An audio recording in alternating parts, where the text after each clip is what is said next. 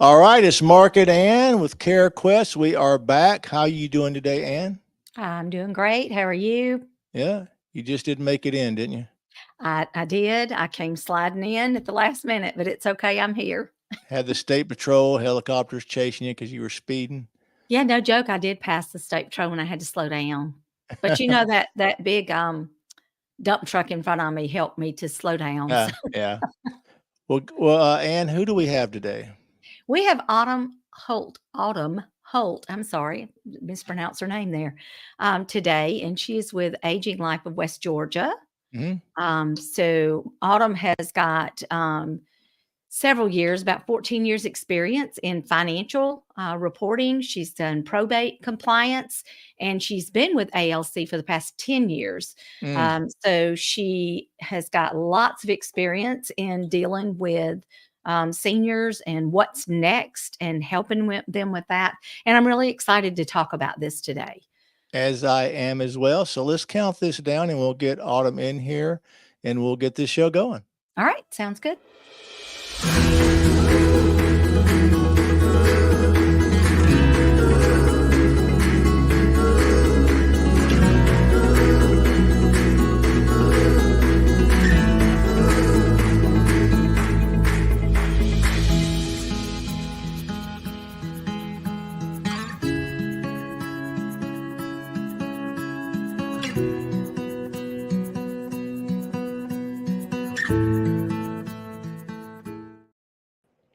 Well, hello, Autumn.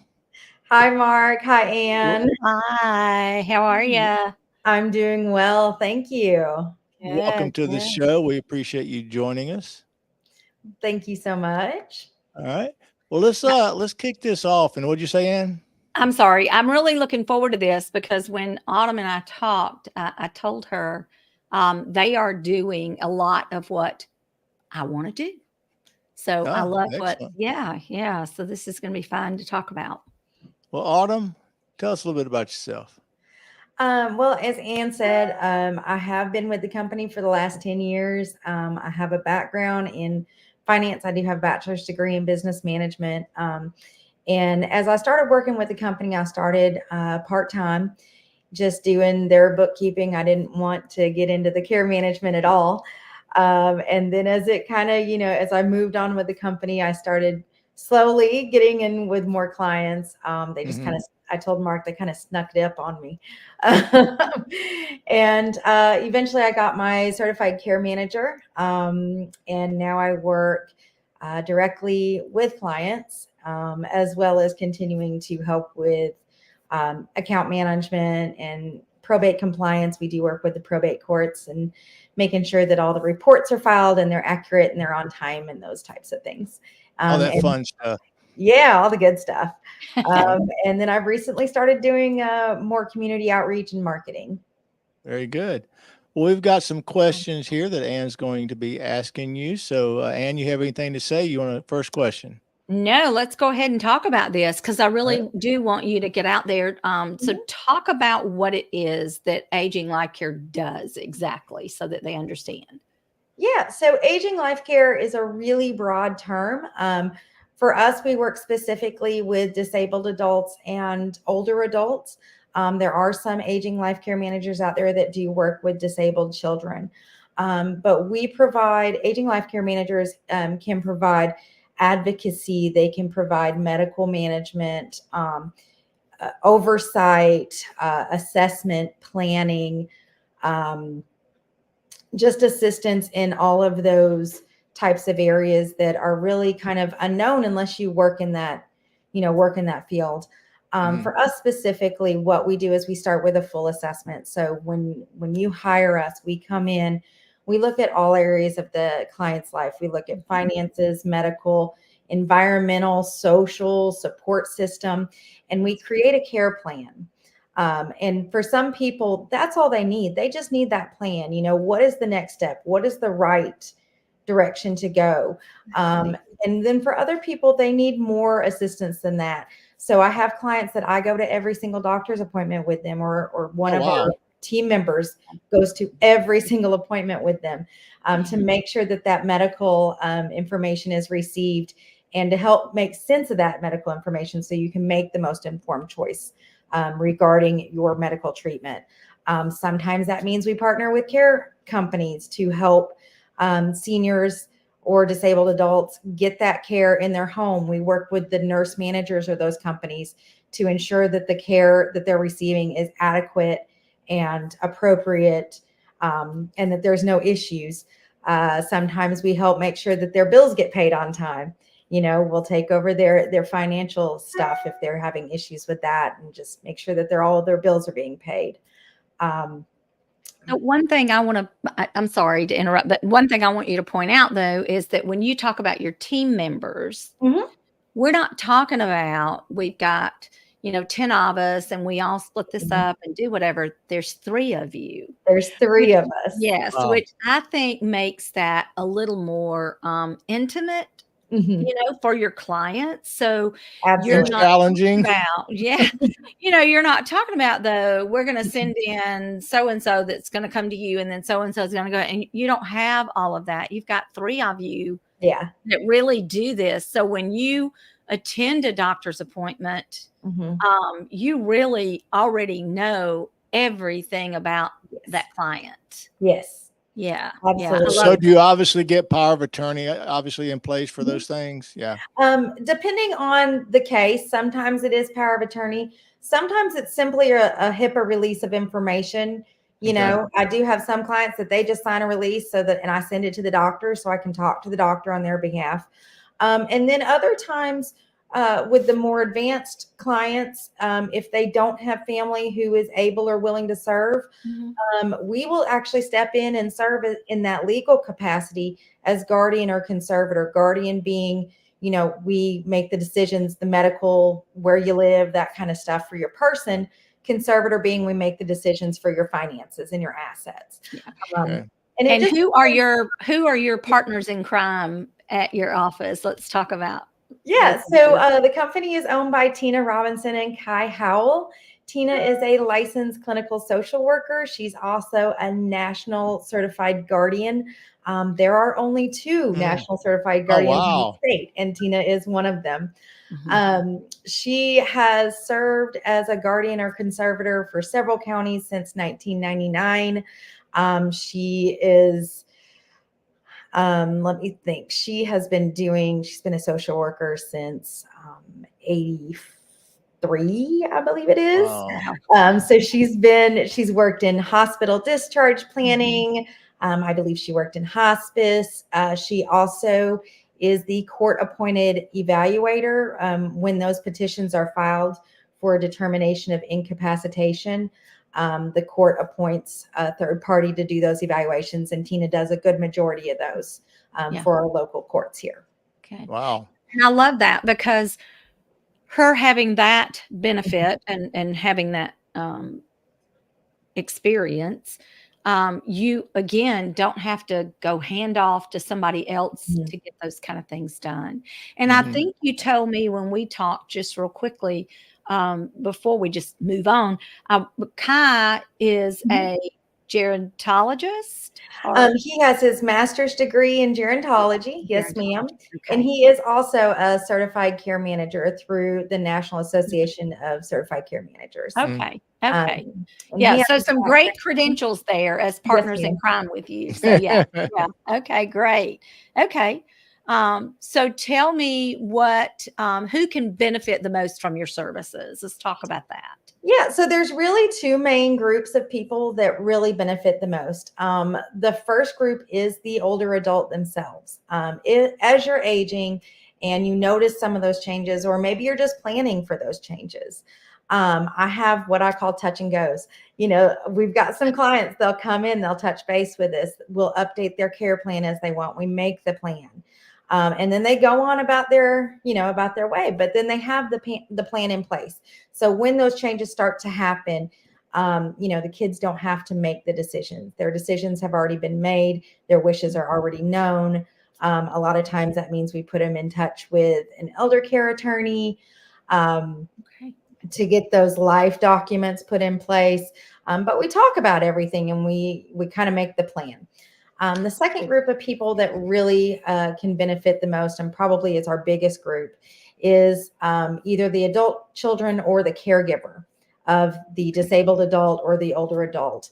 You know, a lot of times you'll notice changes in your parent, and you don't know when is the right time to kind of pull that trigger and insert yourself, right?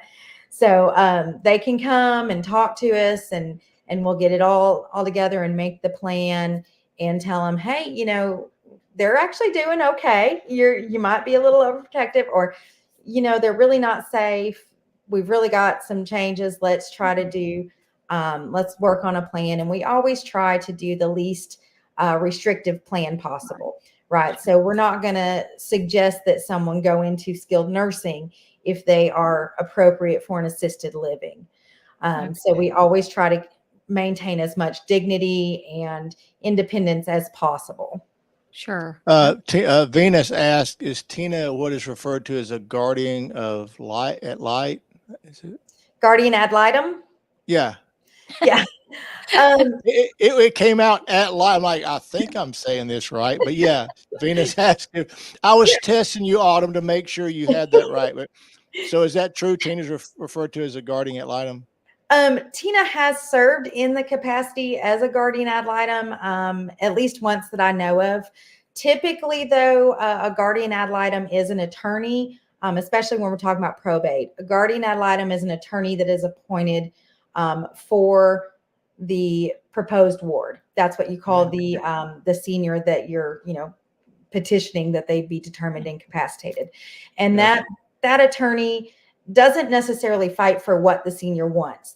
That attorney advocates for what is best for the senior. So they will look at all of the facts and make a recommendation of, you know, I really think it is best that this person have a guardian, or I really don't think they need a guardian. Yeah.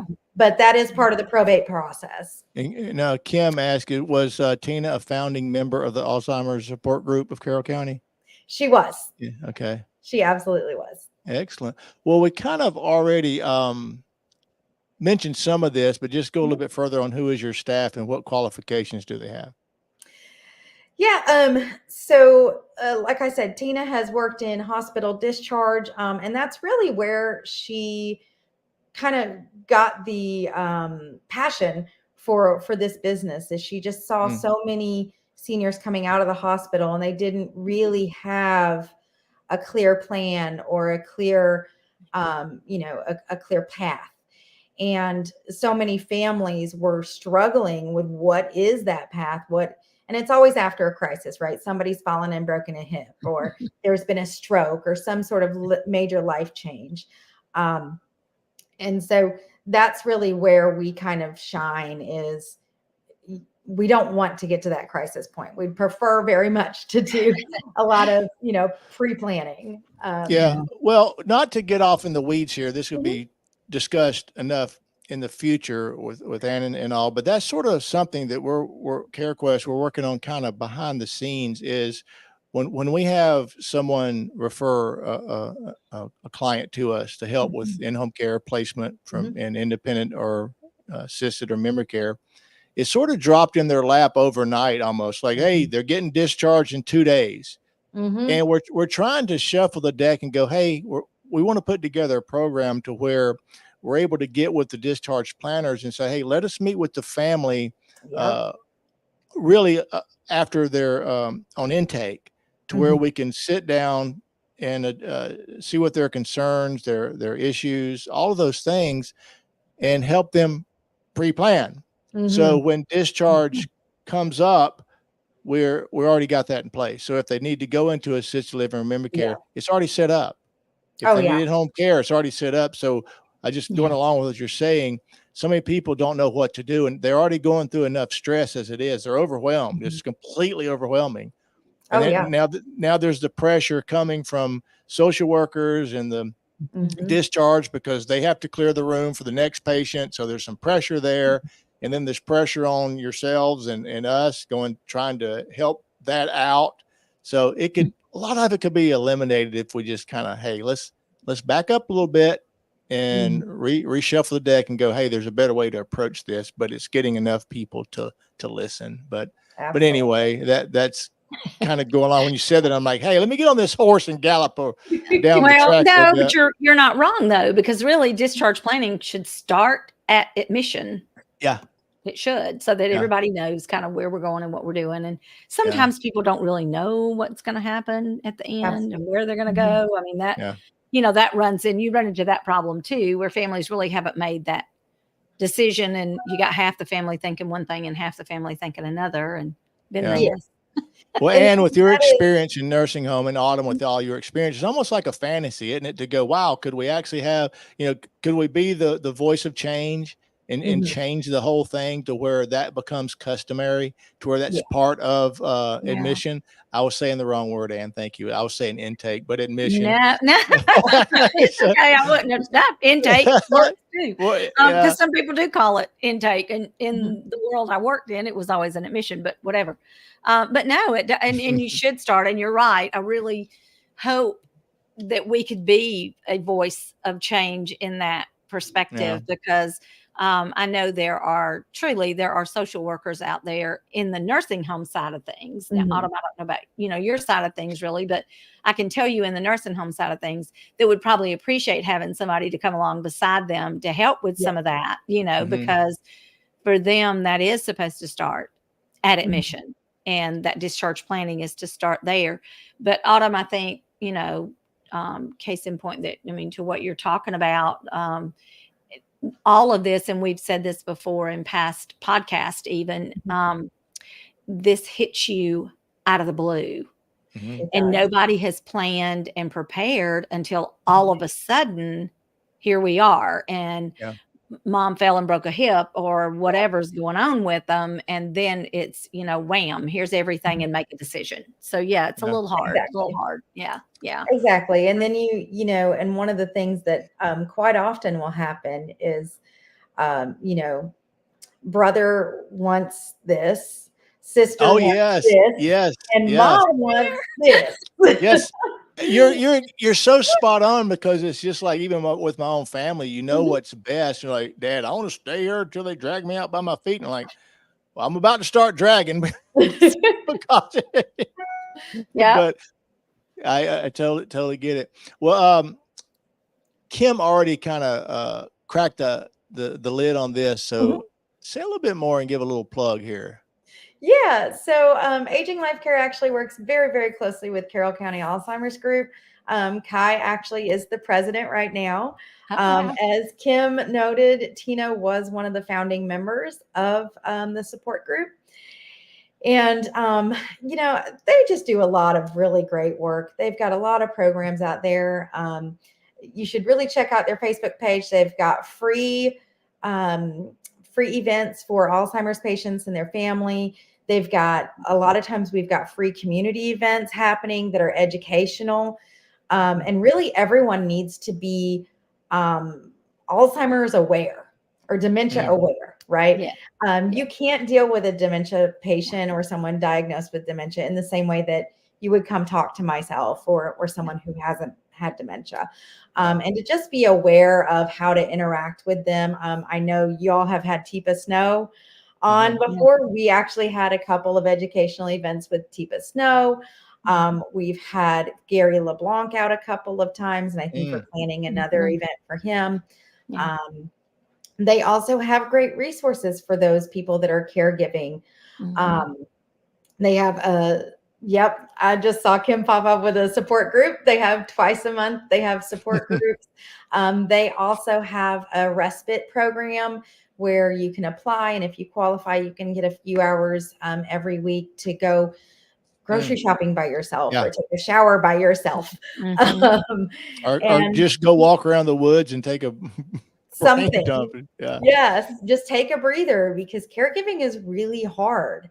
And we recognize that. And, both Alzheimer's Group and Aging Life Care really want to be a partner for those caregivers and be, an extra support for them. And so that they can help their loved ones live the best life they can afford. And that's really what we're here for, is to advocate and to make sure that people are aging gracefully and aging with as much dignity as possible.